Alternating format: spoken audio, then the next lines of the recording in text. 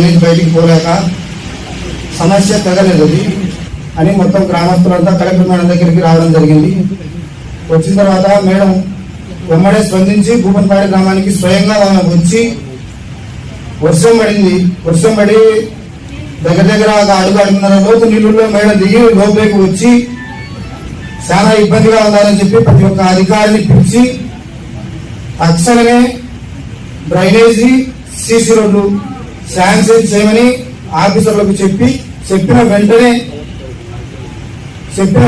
అవి అమలుపరిచి ఇప్పుడు సీసీ రోడ్లు కానీ డ్రైనేజీలు కానీ మొత్తం వాటర్ అక్కడ నిలబడకోకుండా వర్షం పడినా ఏది జరిగినా బయటికి వెళ్ళిపోతా ఉంది.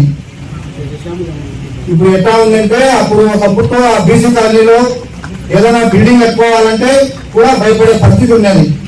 ఇప్పుడు గ్రామంలో ఉన్నటువంటి ప్రజలు కూడా పోయి అక్కడే బిల్డింగ్ కట్టుకుందామన్నంత అద్భుతంగా తయారైంది 6 నెలల్లో.